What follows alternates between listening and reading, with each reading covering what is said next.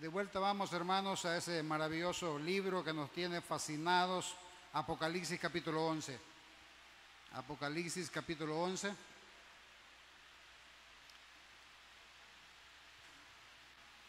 Vamos a estar leyendo la verdad de Dios.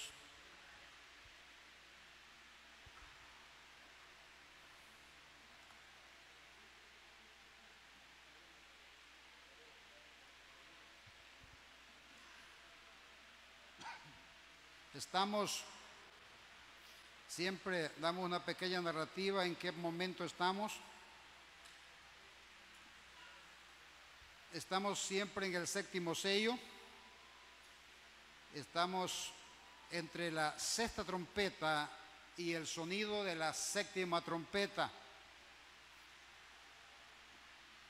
Del capítulo 11 en adelante, hermanos, ya bíblicamente, entramos en una fase que en teología se llama la gran tribulación. Hemos estado hablando, hermanos, de juicio de Dios, de la sexta trompeta, pero con el finalizar el sonido de la séptima trompeta, realmente nosotros entramos en un periodo que la Biblia le llama esos 7 años de la semana 69, profetizada en Daniel capítulo 9. Esa primera fase de los 3 primeros años y medio se llama la tribulación. Hemos estado viendo juicios, hemos estado viendo, hermanos, movimientos en el cosmos de parte de Dios, señales y y del capítulo 11 en adelante, hermanos, entramos ya exactamente en lo que se llama la gran tribulación. Ahí estaremos viendo ya, hermanos, el establecimiento del anticristo. Ya el anticristo, tomando poder y controlando absolutamente todo. Se pone más difíciles para los 144,000 sellados de predicar el evangelio. Ahí se pone más difícil el asunto. Y cuando leemos Apocalipsis, hermanos, tenemos que tener cuidado la manera como lo vamos leyendo, la manera como vamos avanzando en el tema de Apocalipsis, porque en teología se aprende que la primera interpretación de la Biblia es literal. Y Apocalipsis es un libro que lo puede tentar a uno, hermano, y podemos ser tentados los que entramos a Apocalipsis a través de los símbolos que hay en Apocalipsis, la simbología que hay en Apocalipsis. A veces podemos ser tentados y desviados del propósito del capítulo o de los textos que estamos tratando y quedarnos, hermanos, con los monstruos del Apocalipsis, quedarnos, hermanos, con las figuras del Apocalipsis y quedar en el aire y no poder asentarnos. Así que la manera de que vamos a estar llevando de aquí para adelante este maravilloso libro es en lo que más podamos respetar el texto y respetar literalmente, hermanos, lo que dice el texto en Apocalipsis y no ser tentado, hermanos, a tomar, un callejón sin salida, donde no tengamos una respuesta bíblica que nos ayude en el buen manejo de la palabra de Dios. Después de eso, hermanos, vámonos ya al primer versículo de Apocalipsis 11. Antes de que suene la trompeta, hermanos, número 7, aquí dice: entonces me fue dada una caña semejante a una vara de medir, y se me dijo: levántate y mide el templo de Dios y el altar y los que adoran en él. Este versículo es algo complejo. Parece que a Juan, antes de seguir con la revelación, le dan una orden y le dice: levántate ya, urgentemente. Y dice, me fue dada una caña semejante a una vara de medir. La gente de más años nos acordamos que en el tiempo de antes, hermanos, no habían cintas métricas, sino que le daban unas cintas que se doblaban y otras, hermanos, se medía con varas. Entonces aquí a Juan, en esta visión, se le da, dice, una vara de medir, y se me dijo: levántate y mide el templo de Dios. Ahí, hermanos, no están diciéndole a Juan una sugerencia, sino le están dando una orden. Y dice, mira el templo de Dios y el altar y a los que adoran en él. Versículo 2. Pero el patio que está fuera del templo, déjalo aparte. O sea, ¿qué está diciendo? Él, no lo midas, no te metas ahí. Porque ha sido entregado a los gentiles y ellos hollarán la ciudad santa 42 meses. Este versículo nos da la pauta de lo que le estamos diciendo. Aquí las instrucciones para Juan es decirle: Juan, mide el templo, porque el patio de atrás no lo midas, que ahí todos aquellos que no me respetan ni tienen temor de mí, ellos van a hacer una burla, ellos van a hollar. Y hollar es, hermanos, pisotear lo sagrado. Es pisotear, hermanos, el nombre de Dios. Se le pide a Juan que no lo mida. Dice, porque ha sido entregado a los gentiles y ellos hollarán la ciudad santa 42 meses, que son los últimos 3 años y medio de la tribulación. Vaya, pero aquí hay ciertos detalles que los vamos a explicar un poquito. ¿Qué templo? Es una buena pregunta que tiene este versículo. ¿Qué templo? Nosotros conocemos bíblicamente el templo de Salomón, fue dedicado a Dios. El primer templo fue de Salomón. De ahí, por el pecado de los reyes, hermanos, Dios lo destruye a tal grado que lo deja sencillamente cenizas y solo las piedras y unas pocas paredes ahumadas. Viene el segundo templo en tiempos de Esdras y Nehemías. Ese templo es el segundo. Pero también ese templo también es destruido. Y aparece, hermanos, cuando Cristo anda en la tierra, los judíos diciéndole a Jesús para que sanara a cierta persona de la sociedad, y le dice: Él nos ayudó mucho cuando reconstruimos el templo. O sea que cuando Jesús vino también estaba un templo reconstruido, que también Herodes, hermanos, les ayudó. Se puede decir que son 3 templos, pero realmente, hermanos, es el mismo, porque sencillamente volvieron a construir en ese mismo lugar. La pregunta es: ¿qué templo está hablando aquí en esta visión? ¿Cómo se llama? Del Apocalipsis. Mira, hay un detalle y un serio problema. Los judíos actuales, y por supuesto de que Israel fue fundada como república en el año 48 del siglo pasado, había un gran problema. Israel volvió a su tierra, pero todos los lugares, escúchame bien esto, los lugares sagrados que ellos respetaban, hermanos, ya habían sido ocupados. La mayoría, hermanos, se los repartió la religión católica con los musulmanes. Ahí en el lugar donde estaba el templo de Salomón está la mezquita de Omán, que es, escúcheme bien, el templo más sagrado de los musulmanes. Entonces, el problema que tienen, hermanos, los judíos para construir el templo no es que no lo quieran construir. Vamos a ver ciertos problemas que ellos tienen. Primer problema, hermanos, el lugar donde ellos necesitan construir ese templo está ocupado por la mezquita de Omán. El segundo problema es, hermanos, que es imposible, escúchame bien, es imposible para los levitas que quieran ministrar en ese templo, es imposible. ¿Por qué? Porque no hay documentación que diga este es levita. ¿Termina? ¿Por qué? Porque también ese templo que Herodes arregló, hermanos, lo quemaron y lo hicieron pedazos. Y no solamente eso, hermanos, quemaron todas las partidas de nacimiento, escúcheme, que por siglos de siglos los judíos habían guardado. Ahí toda la literatura que ellos tenían, todos esos grandes, hermanos, libros que ellos manejaban. Por supuesto que no estoy hablando de la Biblia, sino los libros culturales que ellos tenían, donde descendían todas las tribus de Israel. Entonces, ¿cuál es el problema? En el tiempo de Esdras, cuando te acuerdes que la gente que reconstruyó el segundo templo eran personas, hermanos, que venían de estar cautivos de Babilonia. Y cuando ellos llegan ahí, se les presenta un montón de judíos. Y les dice, nosotros somos levitas, les vamos a ayudar para administrar en el templo. Y Esdras dice, no, un momento, ¿a dónde están sus documentos? ¿A dónde están los papeles que ustedes dicen de qué tribu son? Y por supuesto no los dejaron. Entonces, de enojados que estaban, se aliaron con los enemigos y procuraron que, ¿cómo se llama?, esta gente no construyera el templo, los mismos judíos.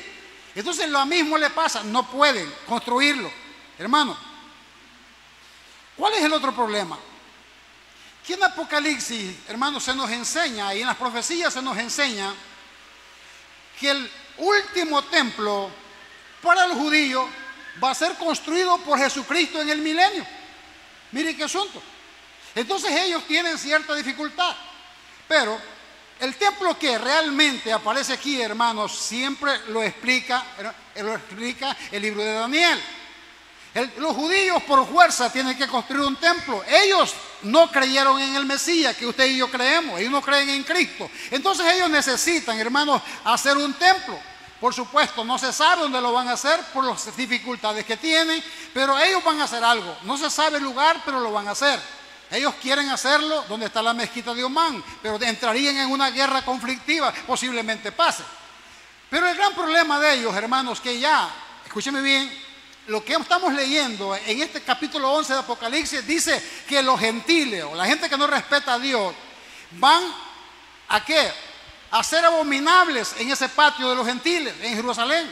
A tal grado, hermanos, que los judíos cuando construyan ese templo, ya los judíos no tendrán el entendimiento que usted tiene de lo que estamos predicando, porque ellos no creen en el Mesías. Para ellos no hay el Mesías. A tal grado, hermanos, que en las estadísticas de Israel, el 2% de los judíos son mesiánicos y creen en Cristo. Los demás no.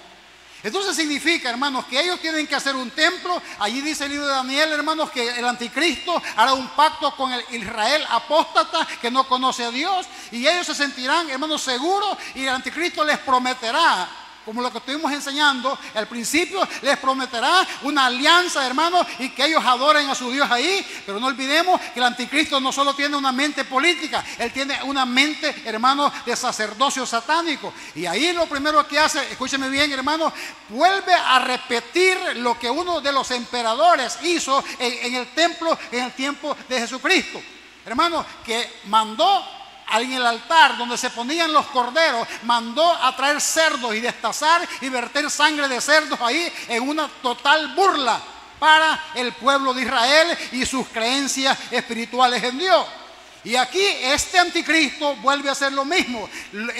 La Biblia le llama, hermano, la blasfemia que hace el anticristo, escúchame, poniendo una adoración falsa al mismo demonio, al mismo diablo en ese lugar, en el templo que los judíos, escúcheme bien, lo habían dedicado al verdadero Dios de la tierra, según ellos. Y ahí en ese problema es que miramos a este hombre, mis queridos hermanos, midiendo ese templo. Vámonos al versículo 3. Aquí viene ya la continuación de los hechos que ahora, hermanos, teológicamente se ven como la gran tribulación. Algo ya más fuerte, algo ya más definitivo. Nos quedamos en el contexto para que no olvidemos lo que hablamos el día domingo. Estuvimos hablando, mis queridos hermanos, del ángel con el librito. Estuvimos hablando que ese ángel, en la sentencia que atrae la tierra, ya no hay tiempo. Se acaba la historia de la humanidad y hoy todo pasa, hermanos, a lo eterno. Ahora ya no va a existir más otra cosa que no sea la eternidad de Dios, y los que van a entrar, unos para vida eterna y otros para condenación perpetua. Esa es la sentencia que estuvimos viendo. Ahora volvemos de vuelta a Apocalipsis 11:3 y dice: y daré, dice, a mis 2 testigos que profeticen por 1260 días. Traduzca eso también por 3 años y medio. ¿De qué está hablando? Que Dios va a mandar, hermanos, a la tierra 2 testigos. 2 testigos. 2 testigos, ¿para qué? Veamos el 4.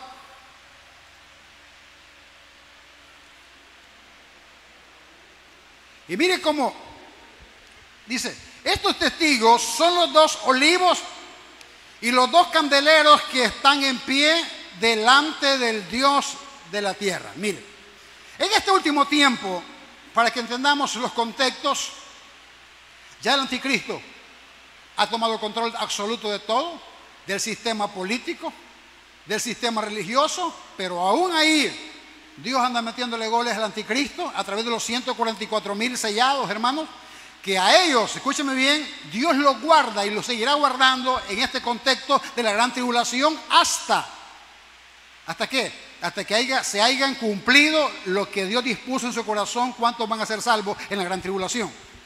O sea, mientras no pase eso, Dios seguirá salvando a la gente. Escúcheme bien, dice, estos testigos son los dos olivos y los dos candeleros que están en pie delante de Dios. ¿Qué significan eso, hermano? Primero, simbólicamente estos dos testigos significan, hermanos, el aceite de la unción de Dios sobre la tierra. Escuchen bien, y no solamente eso, sino que significan, dice, que son los dos candeleros que están en pie delante de Dios de la tierra. ¿Qué significa? Que estos dos testigos, que son dos seres humanos, escúcheme bien esto, son dos seres humanos que Dios escoge. Dice que estas personas, dos personas, hermanos, lo primero que dice, estos testigos son los dos olivos y los dos candeleros que están en pie delante de Dios de la tierra. Aquí está dando, hermanos, primero, características. ¿Y qué son las características de estos hombres? Que son personas, escúcheme bien, seres humanos que Dios trae del cielo y los planta en la tierra. ¿Con qué? Con autoridad. Y dice que estarán delante del Dios de la tierra. Entonces estos hombres serán una representación del cielo, hermanos, puesta por Dios con autoridad, con poder y con contundencia de señales y prodigios. Pero aquí entramos en otro detalle. ¿Quiénes son los dos testigos? Miren, se pensaba y se ha pensado y ha habido mucha especulación en teología en esto. ¿Quiénes son los dos testigos? Uno dice que Enoc es un testigo. ¿Por qué dicen que Enoc es un testigo? Porque Enoc no vio muerte. Y se lo llevó, Señor, vivito y coleando. Por supuesto, lo transformó. Otros dicen que también el testigo era Elías. ¿Por qué? Porque Elías, hermanos, también no murió. Y el hombre se deprimió en la vida cuando trabajó como profeta de Dios. Se deprimió porque lo había amenazado a muerte una mujer llamada Jezabel. Y a fin Dios le largo camino del pero y el hombre no murió, vivito se lo llevaron y andaba preocupado. Muchas veces nosotros andamos preocupados a ver qué nos va a pasar. Y Dios quizás, hermano, te tiene muchos años de vida. O quizás mañana te vas a morir, pero vas para el cielo, vas para la presencia de Dios. Y no te va a hacer falta ni la suegra, ni la tía, ni nadie. ¿Por qué? Porque donde vas allá, hermano, hay tanta gloria que no nos acordamos de lo que pasa aquí en la tierra. Escúcheme bien.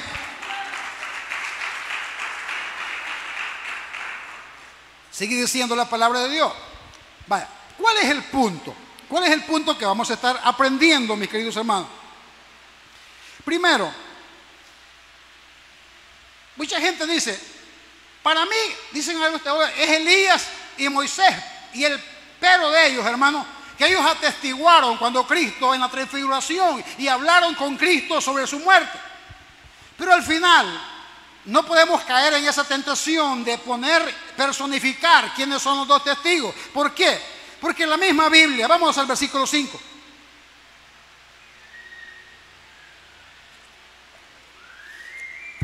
Los que dicen, hermanos, que Moisés va a ser el testigo y Elías, si vamos a ir leyendo, hermanos, parece que pega, pero hay una realidad. Cuando la Biblia dice cómo, no significa que es, sino que es, escúchame, que tiene una característica de algo. Vale, le voy a explicar este asunto. Mire, casualmente, mire que es como dice aquí el versículo 5. Si alguno quiere dañarlos, por supuesto, estos testigos representan a Dios. ¿Quién está en la tierra? El diablo y su anticristo, su Mesías. Entonces, hermanos, rápidamente, hermanos, ¿para dónde son enviados estos testigos? ¿A dónde? A Jerusalén. Miren lo que dice: si alguno quiere dañarlos, sale fuego de la boca de ellos y devora a sus enemigos. Mire, aquí vamos a ir viendo en estos versículos sobre estos dos testigos, hermanos, que Apocalipsis, hermanos, no lo que pone son características de Elías y características de Moisés. No dice que es Moisés, ni dice que es Elías. Pero a veces teológicamente queremos torcer un poquito para meter, como quien dice, la opinión personal de algún teólogo, pero realmente la Biblia da las características, hermanos. Primero, características como el olivo y como el aceite que está en el trono de Jehová. Escúcheme bien, dice: si alguno quiere dañarlo, sale fuego de ellos y devora a sus enemigos. Y si alguno quiere hacerles daño, debe morir él de la misma manera. Hermano, había tanta autoridad tanta autoridad en estos dos testigos, que lo que la Biblia caracteriza es, hermano, el tipo de poder en el que van a fluir. Pero la Biblia no le da nombre. Así que si la Biblia no le da nombre, es que a Dios no le interesa que yo y usted sepamos quiénes son los testigos, sino que sepamos las características gloriosas que le ha dado Él, las características que tuvo Moisés dobladas, las características que tuvo Elías dobladas, a tal grado que si alguno quiere dañarlo, ¿qué significa, hermano? Que el diablo sabe reconocer sus enemigos, y si quiere dañarlo, dice, sale fuego de la boca de ellos. ¿Quién es el único que tiene ese poder, hermano? De que hacía bajar fuego del cielo y le escuchaba el cielo. Elías. Pero no dice que es Elías, dice que tenía las características de Elías, y dice, de la boca de ellos, y devora a sus enemigos. Y devora a sus enemigos. Y si alguno quiere hacerles daño, debe morir él de la misma manera. Vámonos al 6. ¿Qué dice? Que cualquiera que hace un atentado a los dos testigos que Dios pone en la tierra, a estos hombres ilustres, de la misma manera que planeaban, escúchame bien, matar a estos dos testigos, de la misma manera Dios los mataba a ellos. ¿Se acuerdan de cómo se llama? Mardoqueo y Amán.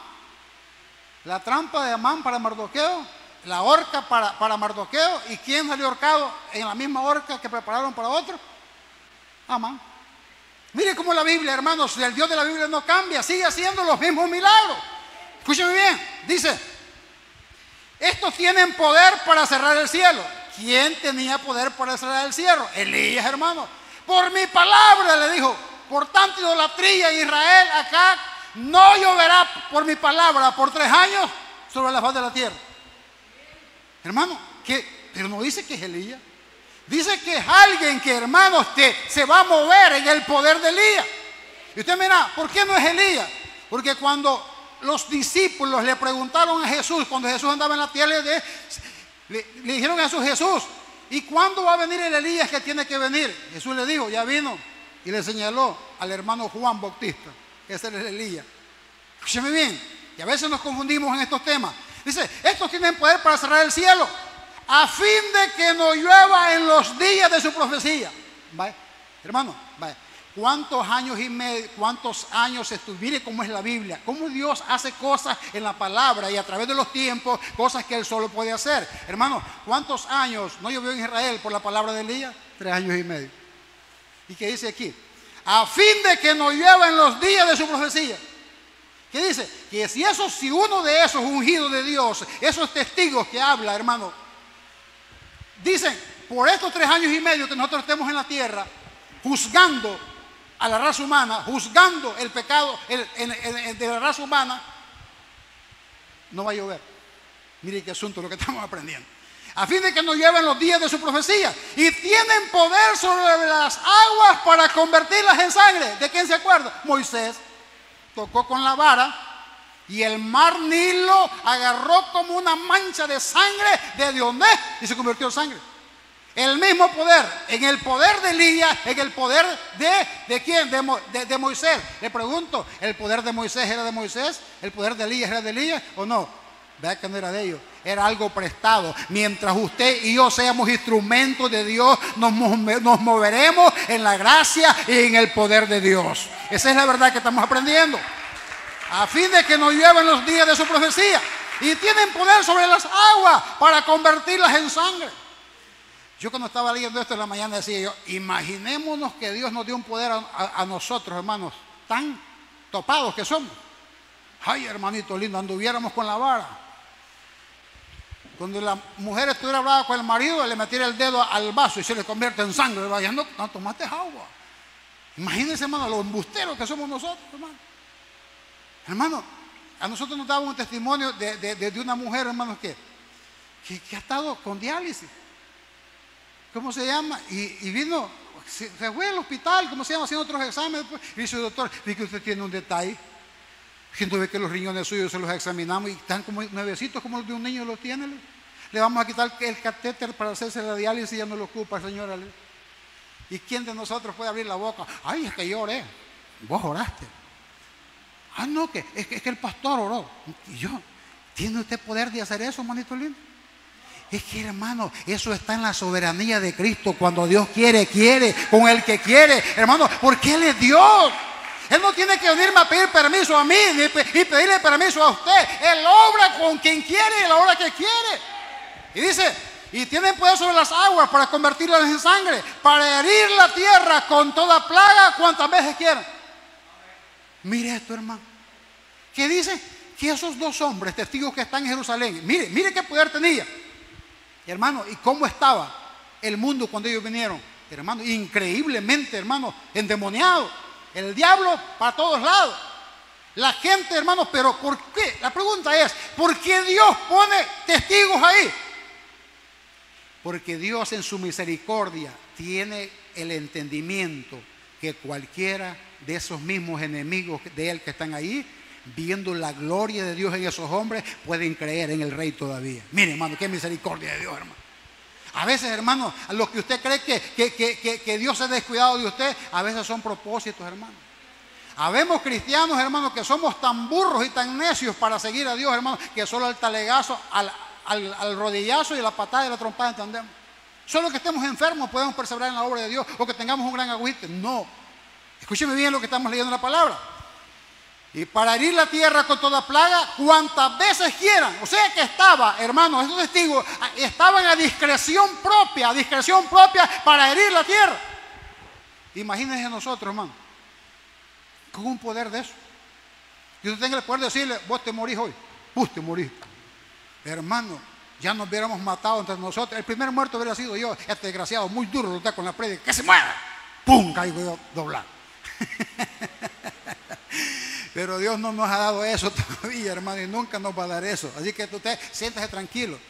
Dígale al que tenés al lado, aguantame, hombre, si no voy a durar tanto. 60 años me hacen falta, decir.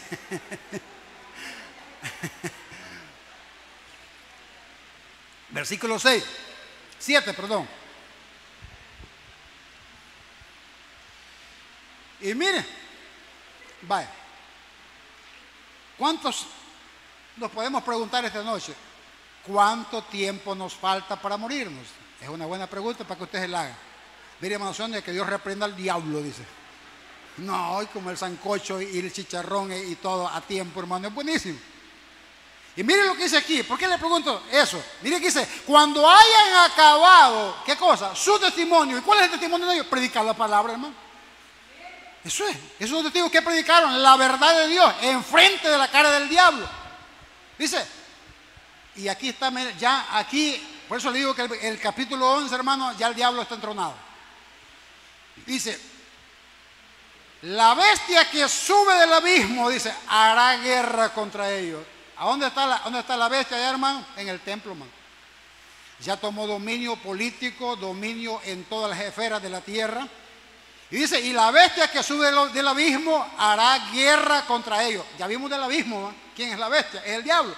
¿Qué tiene el diablo? Autorización legal del cielo. ¿Para qué? Para engañar. Porque Dios no puede mentir. A Daniel le dijo que iba a pasar. A Juan le dijo que iba a pasar y va a pasar, hermano.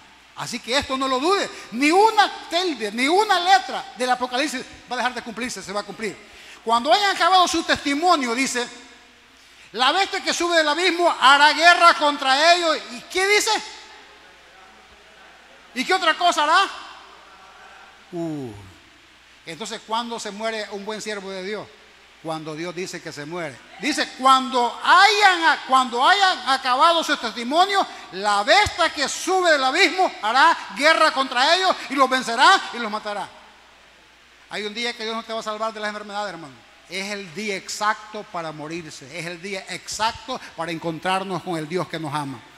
Por más que diga, ay hermanito, traigan un pastor más. No, si que ese Miguelón no tiene poder de sanidad, tráigame otro. Y puedes traer al diablo y no te va a sanar, porque es el día que Dios te lleva, es el día perfecto que Dios te dice, no, ya cumpliste el propósito en la tierra, vámonos para arriba.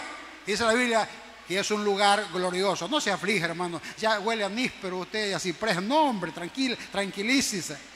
Vamos a morirnos cuando Dios diga que nos muramos. Versículo 8.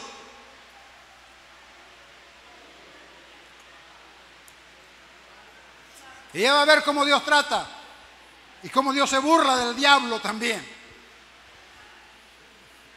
Yo veo gente preguntándole a otro, ¿me dejas algo? Le dice, no hermano, cálmese. Todavía no está dando herencia. Dice, y sus cadáveres, mire, después de vencido y después de muertos, miren lo que pasa. Y sus cadáveres estarán en la plaza de la grande ciudad que en sentido espiritual se llama Sodoma y Egipto. Mire. Y dice, donde también nuestro Señor fue crucificado. Escúcheme bien, hermano. Mire, por eso le digo que el Israel que está ahí, que hace un pacto con el anticristo, es un Israel que no conoce al Dios que yo estoy predicando y que usted está escuchando esta noche. Mire lo que dice. Y sus cadáveres estarán en la plaza de la grande ciudad que en sentido espiritual se llama como Sodoma. La ciudad de Jerusalén, que dice la Santa Jerusalén, que dice aquí, ya no se llamará Jerusalén, en estilo espiritual se llama Sodoma. ¿Y qué era Sodoma, hermano? Toda la picardía del diablo. ¿Por qué? ¿Quién era? ¿Qué dice la Biblia? Por no haber creído a la verdad, creerán ¿qué? A la mentira. Ellos creían que el diablo era el Mesías de ellos, hermano. Pobrecito. Escúchame bien, se llama Sodoma y Egipto. ¿Por qué? Porque en Egipto hay un faraón y el término faraón es el diablo en la Biblia. Donde también nuestro Señor fue crucificado, fue Jerusalén. Vámonos al versículo 9. Vamos a apurarnos porque, bueno, tenemos tiempo, hermano. No le voy a decir la hora para que usted esté clavado en la prédica y que no le dé chance a los parásitos. Dice, y mire, hermanos, lo increíble que es la palabra de Dios. Por eso no me avergüenzo de predicar la palabra de Dios. Dice, y los de los pueblos, tribus, lenguas y naciones verán sus cadáveres por 3 días y medio y no permitirán que sea sepultado. Póngale cuidado a esto que le voy a explicar. Hermano, tenemos aproximadamente unos 2023 años de esto. Digamos que tengamos a nuestro tiempo 2035 años cuando se escribió esta revelación de Juan. La televisión fue un invento del siglo XIX, en 1900. Y aquí, escúcheme bien, se suelta una profecía, hermanos, que hay que miren cómo es el entendimiento de la palabra de Dios. Así que a Dios no lo sorprende los tiempos. Que dice, qué inteligentes están los científicos. Pues Dios me asusta. No, hermano. Son gatos para Dios, hermano. Y gatos pulgosos para Dios. ¿Sabe por qué están pulgosos? Porque muchos de ellos están llenos de demonios. No creen en Dios. Y dice, y los de los pueblos cercanos, de las tribus, o sea, lenguas y naciones, verán sus cadáveres por 3 días y medio y no permitirán que sean sepultados. Le voy a poner un ejemplo. ¿Cuántos presenciaron la ejecución de Saddam Hussein en vivo? Ahí tuvieron todos los medios de comunicación con las cámaras puestas, hermano, en el lugar donde estaban leyéndole la sentencia a Saddam Hussein para mandarlo a la horca. ¿Quién lo vio? Todo el que quiso verlo. ¿Y qué está diciendo? ¿Y cuál es la única manera? ¿Cómo? Si no hubiera televisión, si no hubieran satélites en la tierra, ¿cómo me doy cuenta yo lo que pasa en el mundo? Y usted, mira lo que están haciendo en Los Ángeles, mi familia, mira, bañando en una piscina, chapoteando están. Ay, para ir allí. No, hermano, está lejito. ¿Me entiende? ¿Qué es lo que nos está indicando? Que Dios profetizó, hermano, que todo el mundo iba a ver los 3 cadáveres. ¿Como qué, hermano? Como un repudio, escúcheme bien, satánico de la gente y del mismo diablo. ¿Para qué? Para que se pudriesen y que quedaran como testimonio cómo quedan los enemigos del diablo. Eso es lo que estaba haciendo, hermano. Los dejaron muertos, hermano. Para un judío, hermano, eso es abominación. Los judíos entierran a la gente rapidito. ¿Por qué? Porque ellos no quieren que se descompongan. Ellos tienen leyes, ellos tienen cosas ancestrales. ¿Y qué hacen ahí? Que los dos testigos, hermanos, están tirados ahí por 3 días, mosqueándose. Era tanto el menosprecio. Y usted me dirá, tan malos eran. Le damos el 10. Léalo. Mire qué tan malos eran. Y los moradores de la tierra se regocijaron sobre ellos. ¿Quiénes se pudieron regocijar sobre ellos, hermanos? Los que presenciaron a los 2 cadáveres de los 2 testigos que predicaban el testimonio de Dios de los cielos. Y dice, y los moradores de la tierra se regocijaron sobre ellos y se alegraron y enviaron regalos unos a otros, porque estos 2 profetas habían atormentado a los moradores de la tierra. ¿Cuál era el tormento, hermano? La verdad. Y como no querían la verdad, les mandaban juicio. Hermano, ¿qué dice? Que se dieron regalos, o sea que tuvieron una Navidad los pueblos de la tierra de contentos que habían vencido a los 2 que hablaban la palabra de Dios. Hermano, se da cuenta que ni uno de nosotros es bueno. Se da cuenta que usted está aquí en esta iglesia ahorita oyendo esta verdad de Dios por misericordia de Dios. Siendo enemigos del evangelio, nos hemos convertido en amigos de Dios y, por cierto, por hijos de Él. Así estamos nosotros. Esa es la posición que tenemos. Es glorioso el evangelio. Y se enviarán regalos unos a otros, porque estos 2 profetas habían atormentado a los moradores de la tierra. ¿Pero por qué los habían atormentado? Por no creer a la verdad del bendito evangelio. Versículo 11, rápidamente. Y mire cómo es Dios. Mire cómo es lo profético, hermano. Mire cómo son estos asuntos que pegan, hermano. Y que a uno, mire, hermano, no es por nada, pero le tiemblan las patas predicar Apocalipsis a uno. Que dice, mire, pero después de 3 días, ¿de qué, hermano? De que los cadáveres quizás estaban ya medio mosqueados, hermano. Ya quizás algo inflamado. Dice, pero después de 3 días y medio, entró en ellos el espíritu de vida enviado por Dios. 3 días y medio. Y usted me dirá, hermano, qué increíble. Lázaro estuvo 4 días y le gritó desde la tumba, sal, ven fuera. ¿Salió o no salió? Hermano, si ya Dios nos dio las primicias de su gloria. Pero aquí a estos 3 hombres que son muertos y expuestos para que quede como testimonio, dice, entró en ellos el espíritu de vida enviado por Dios y se levantaron sobre sus pies. Y cayó gran temor sobre los que lo vieron. O sea que no habían apartado las cámaras de televisión de ellos todavía. Imagine la gente, ¿no? Brindemos, compadre. Traiga otra cerveza. Hoy sí, mire, ya le vencimos a esos religiosos, vencimos a esos gañotes que tanto predican a ese Cristo, hermano, chupando y medio bolo. Y de repente, mire, compadre, los muertos, véanlo, vean la tele, los muertos, y llamándose los mismos que se llamaron para darse regalos y felicitaciones. Mire, se están levantando, y mire que es la Biblia.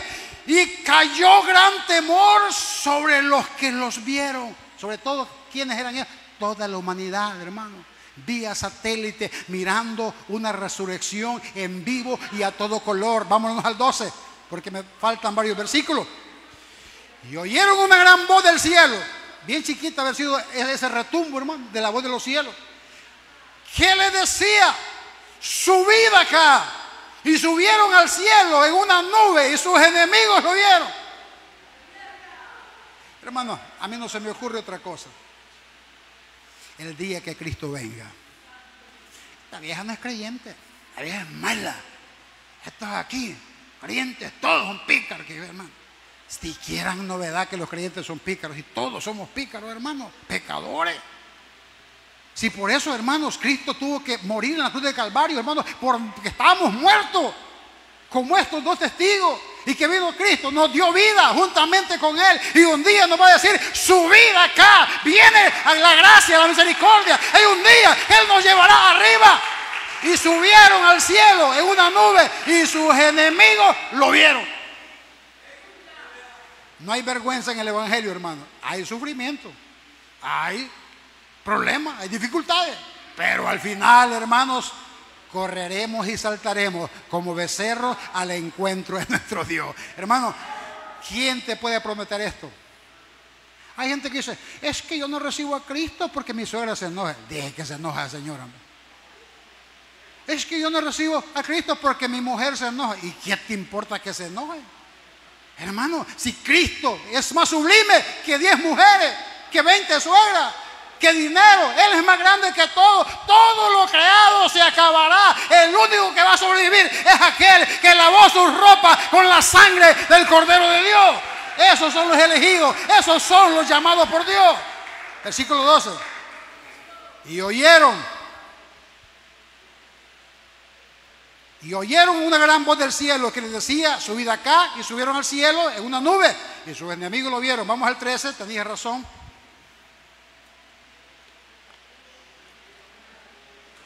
Y ahí les manda un recuerdo Dios de los cielos, un buen aplauso de Dios en los cielos por sus dos testigos. En aquella hora hubo un gran terremoto y la 10ª parte de la ciudad, ¿de qué ciudad? De Jerusalén. ¿Qué es Jerusalén para sufrir conflictos? Se derrumbó y por el terremoto murieron en número de 7,000 hombres y los demás se aterrorizaron y dieron gloria al Dios de los cielos. Cumplieron el prometido. Y usted a veces dice, ay hermano, yo no quiero predicar porque la gente no quiere nada de Dios, hermano. Yo no quiero orar por la gente no quiere nada de Dios. Menosprecia el evangelio. También esto lo menospreciaba, pero ahí hubo gente que se salvó. Hermano, la pregunta es, ¿a dónde estaban esos 7,000? No ocupo ser tan inteligente, hermano. Estaban allí presenciando como quiero en un estadio, mirando y burlándose de sus propios enemigos. Pero cuando vino el terremoto, dice, un número de 7,000 hombres, murieron un número de 7,000 hombres. Imagínense, hermano, el gran espanto, hermano, que la ciudad se derrumbó y mató 7,000 personas. ¿Y sabe qué dice? Y dieron, dice, y los demás se aterrorizaron. Ay, no es lo mismo verla, hermano, que practicar. ¿Qué dice? Y dieron gloria al Dios de los cielos, a la buena o a la mala, pero creyeron. Hermano, Dios es bueno. Yo estoy maravillado que Dios es bueno. Vamos al versículo 14 rápidamente.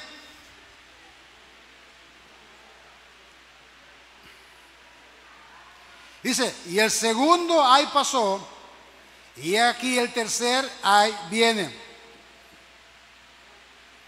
Vámonos al 15, versículo 15, por favor.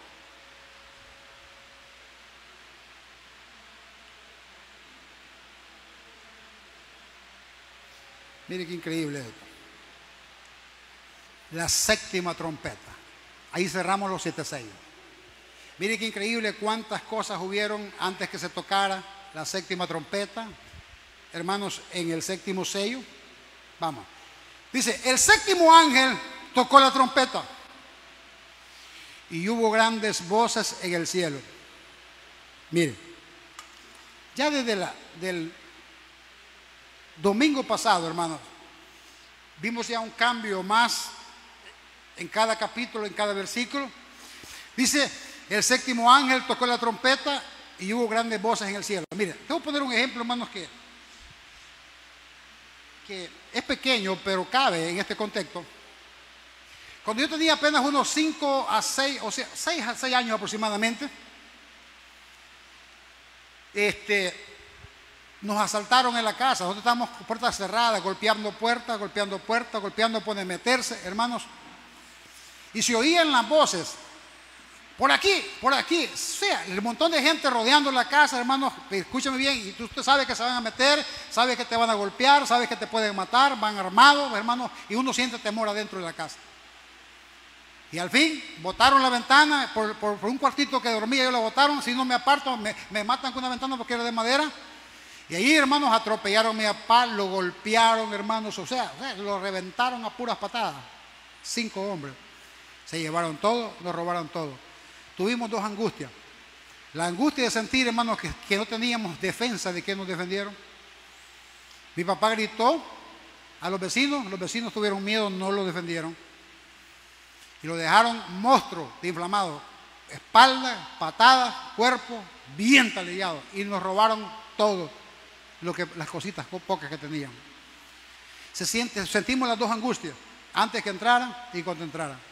Y aquí este capítulo, versículo 15, dice estas palabras. El séptimo ángel tocó la trompeta, dio la última señal. ¿Qué dice? Y hubo grandes voces en el cielo. Imagina la tierra oyendo esas voces, viendo que el cielo está en alerta, hermanos. Suena una trompeta. ¿Y qué significa la trompeta? Batallones del cielo de Jehová a atacar y a destruir a la raza humana. Increíble. Imagínense el temor.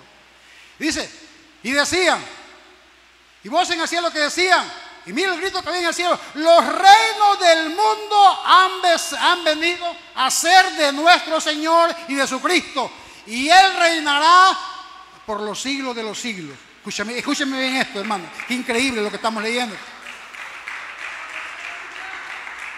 ¿Qué está determinando Dios? En el séptimo sello, en la séptima trompeta, se acabó el gobierno de los hombres sobre la tierra. Se acabó el gobierno del diablo sobre la tierra. Se acabó el gobierno de los demonios sobre la tierra. Hoy decía, los reinos del mundo han venido a ser de nuestro Dios. Ahora el dueño de la hacienda reclama la tierra, dice. Escúcheme bien. Y de su Cristo. Y Él reinará. ¿Para cuánto, hermano? Por los siglos de los siglos eternamente. Hermano, ¿qué profetizó el ángel? Ya no va más el tiempo. Ahora viene el tiempo donde Dios fundamenta su trono en la tierra, hermano, y para siempre y para siempre. Démosle al versículo 16. Hermano, y cuando se grite eso en los cielos, no olvidemos nuestros adoradores en el templo de Jehová, por supuesto en el templo de arriba. Dice, y los 24 ancianos que estaban sentados delante de Dios en su trono. Mire, hermano, solo Dios tiene el poder de conmover el cosmos y toda la galaxia, hermano, sin levantarse de su trono. Sin levantarse de su trono. Porque a una palabra, a un deseo de su corazón, todo pasa. Él detiene, escúchame bien, tu vida y mi vida con la fuerza de sus manos. ¿Quién, dice la Biblia, quién puede hacer daño a un escogido de Dios, hermano? Nadie le va a hacer daño a aquel que diga, hoy es el día, hacerle daño porque yo me lo llevo. Hermano, ¿quién acusará, dice la Biblia, a los escogidos de Jehová, si Él es quien los justifica? O sea, ¿qué significa eso, hermano? Que imagínense, que dice Dios, Manuel Zelaya es mi hijo, lo lavé con mi sangre.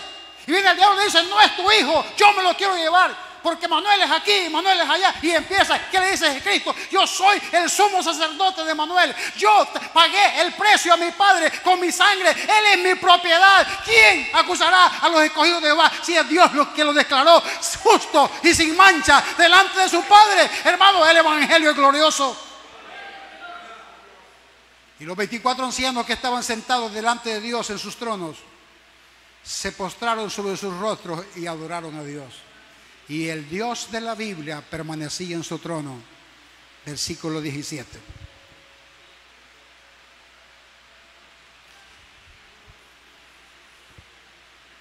Y aquí, hermanos,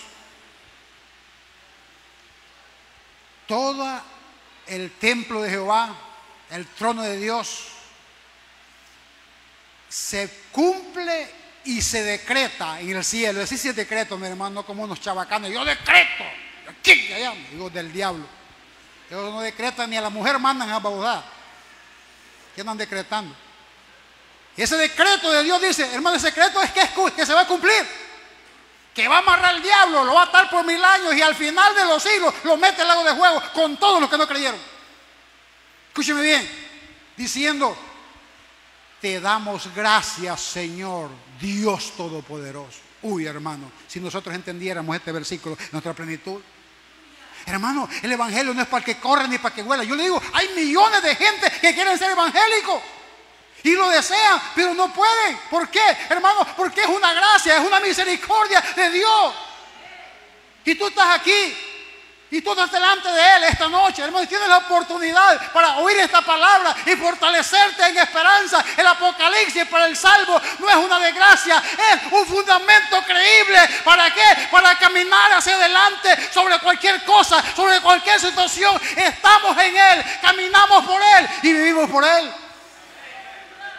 Adoraron a Dios diciendo, te damos gracias, Dios Todopoderoso, el que eres. O sea que nunca cambió. Dice, y que eras, y que has de venir, porque has tomado tu gran poder y has reinado. Mire esta palabra que está aquí, hermano. Yo soy un poco complicado cuando leo la Biblia. Dice, has tomado tu gran poder. No era que no quería, es que no era el tiempo. No era que, hermanos, que no lo iba a hacer, es que no es el tiempo. Escúcheme bien. Y has reinado. Versículo 18. Si es que tiene 18. Sí. Y mire lo que pasa en la tierra con este grito, hermano. Se airaron las naciones. Y tienen razón que se airen, hermano. ¿Saben por qué? Porque una gente que no ama a Dios no se alegra con la palabra. No se alegra con los decretos de Dios. Él se alegra con la cerveza, él se alegra con la fiesta, él se alegra con la prostitución, se alegra con los vicios, con el pecado. Eso es lo que se alegra. Pero que dice que se airaron las naciones de la tierra, que se enojen lo que quieran enojarse.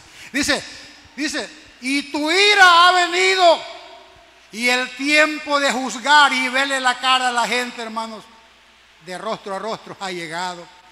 A los muertos y de dar galardón a tus siervos los profetas. Yo le llamo a esto el día de la graduación, hermano. Hermano, qué lindo es presentarse al otro lado de este asunto. Y dar galardón a tus profetas, a tus siervos los profetas, a los santos y a los que temen tu nombre, a los pequeños y a los grandes, y a destruir a los que destruyen la tierra.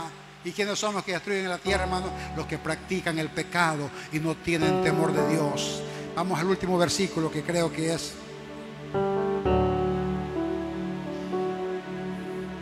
escúcheme aquí. Aquí hay algo, hermano, glorioso en este versículo 19. A este Juan le va a dar una caña de medir para que mediera el templo. ¿Y qué hace Dios, hermanos, cuando grita? Hoy es el día que va a gobernar, el que tiene que gobernar por los siglos de los siglos. Y mire lo que pasa, hermano. Y el templo de Dios fue abierto en el cielo. Mire, hermano, este es poderoso.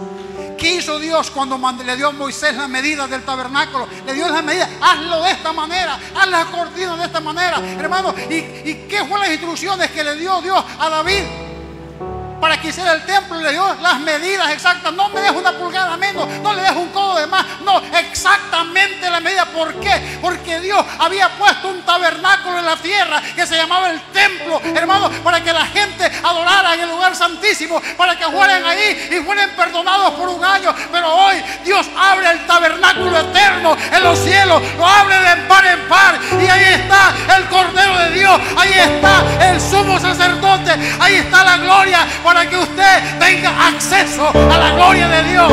Uy, por la sangre del Cordero de Cristo. Eso es glorioso. Póngase en pie, póngase en pie. Aleluya. Aleluya, Dios.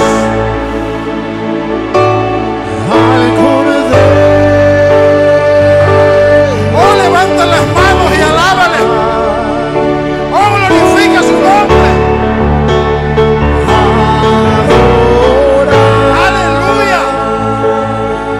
Gracias, Padre. Oh, hazlo con el alma. Un día estaremos ahí.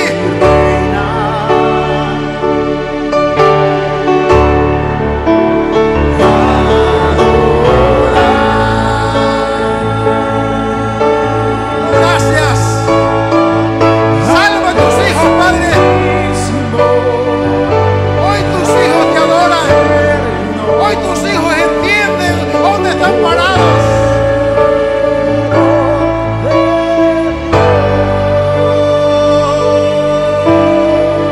Dele la gloria al Señor esta noche. Dele toda alabanza y toda gloria. Escúchame lo que falta y cómo está de pie mientras seguimos adorando a Dios. Mire lo que dice ahí. Y el templo de Dios fue abierto en el cielo, y el arca de su pacto se veía en el templo. Escúcheme esto, hermano. Mire lo glorioso que te voy a explicar ahorita. Por años y por siglos, escúcheme bien, Se ha buscado el arca del pacto que está perdida y que nadie la encuentra. Pero ahí, hermanos, en este capítulo 19 del capítulo 11, dice la palabra: y el templo de Dios fue abierto en el cielo, y el arca de su pacto se veía en el templo. ¿Qué dice Dios? Lo que yo les di fue una réplica que hicieron hombres. Yo con mis manos hice el arca del pacto. ¿Y qué es el arca del pacto? El día que Dios por sangre le prometió a usted en Génesis 3:15, hermano: y pondré enemistad entre ti y la simiente de la mujer. Él que morderá el carcañal, pero el hijo que tú vas a tener le aplastará la cabeza y ganará un lugar para ti en el reino de los cielos.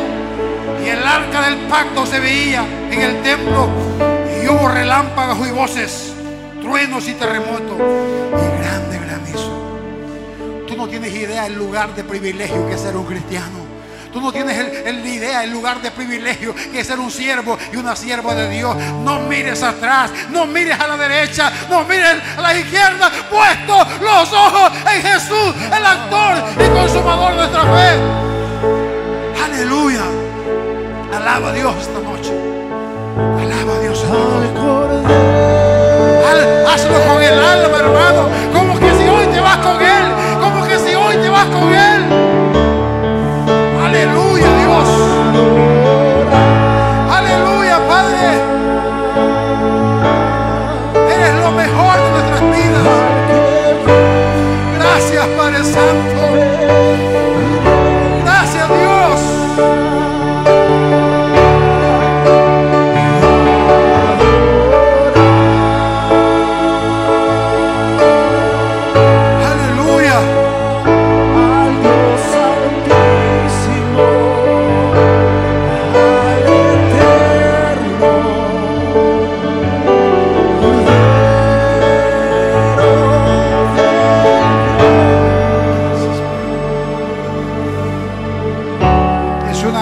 Tarde para ponerse cuenta con el Dios de los cielos. Usted no se puede perder, hermano, si está en esta casa. Ahí este es un momento para ponerse cuenta con Dios, para unirse a esa alabanza, a esa gloria que está en el altar de Jehová en los cielos. Es tiempo de ponerse cuenta. No se salga de la gracia de Dios. Y si usted todavía no es salvo, hoy es una noche para entregar la vida a Dios. No se vaya de este lugar sin esa esperanza. No se vaya de este lugar sin esa seguridad de salvación. Diga conmigo: amado Jesús, gracias por lo que tú prometiste es verdad. Tus promesas son verdad, Padre amado. Señor, yo me arrepiento de mis pecados. Dios mío, te pido que me perdones esta noche. Yo quiero, Dios mío, ir a ese lugar que fue predicado en esta casa. Te entrego mi vida, te entrego mi corazón. Limpia mi vida. Escribe mi nombre en el libro de la vida y dame paz en mi corazón. Y guárdame en el hueco de tu mano para que nada ni nadie nos pueda detener. En el nombre de Jesús. Den un aplauso, Señor, esta hermosa noche.